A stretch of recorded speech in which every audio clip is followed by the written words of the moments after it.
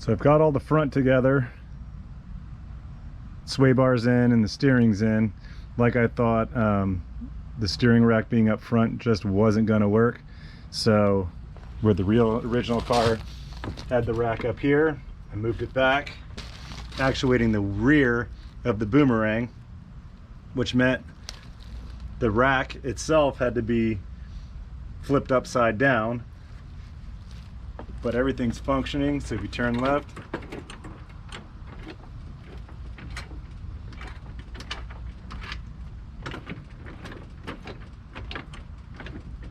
it works. I'm getting a heim joint, and then I'm going to weld on a flange here to support the steering shaft here, and the steering wheel will basically be right between your legs there. I'll do a shot later on showing you kind of the scale of it, but you can see sort of how I had to make it work.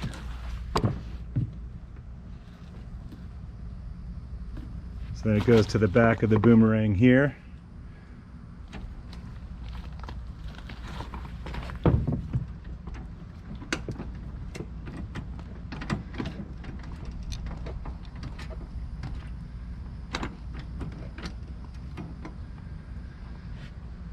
It was just going to be too tight having it push back.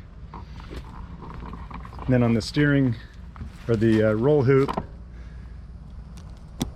I did kind of the later, like the 77 Monaco car style rear hoop.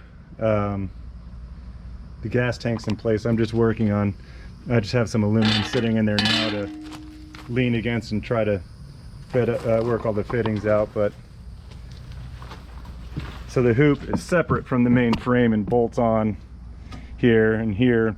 The original car had it kind of mounted through this way, and this hoop was actually the mount for the motor. It was a stress member motor, of course, but I'm obviously not going to do that with a motorcycle engine. I couldn't do that. So this is a separate piece and removes from with an Allen here and there, and then mounting flanges over here that bolt into the steel and the aluminum.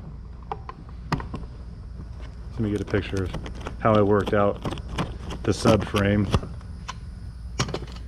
So all the steel, this is where the rear frame for the motor is going to mount, and the rear suspension come there, and then there'll be a tie-in up in that section. But I just have it kind of painted right now to make sure it doesn't rust up on me. So it all bolts to the main support aluminum there, and the same on the other side. These are the mounts for the rear links to the uprights up for the rear end. The original car had the same location there, but this obviously isn't sort of carrying the whole load of the motor and transaxle.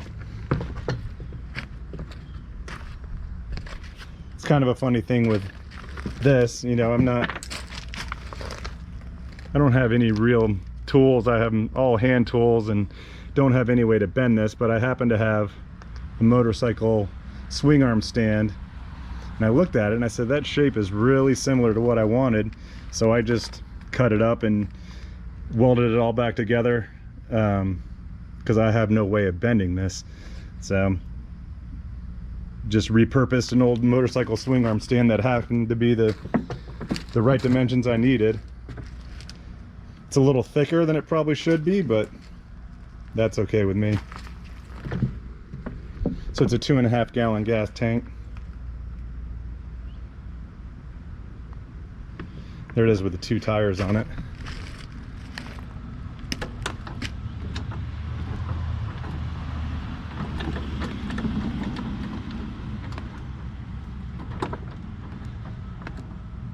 Again, they're not aligned or heel and toe adjusted or anything like that, but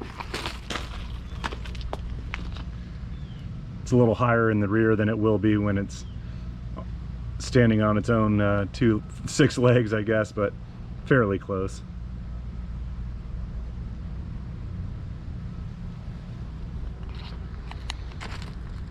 All right, thanks a lot. Bye. All right, so here's why the hoop and all the steering mechanism had to be changed. I want to climb in it and show you kind of the scale of it and how you got to get in there. But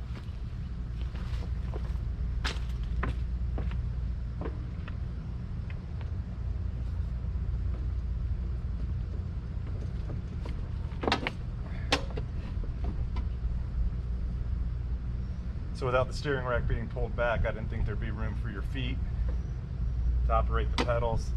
So the steering wheel will be here.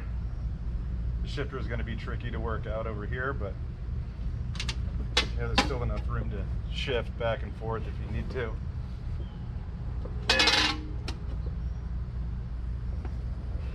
That's kind of the fit of it.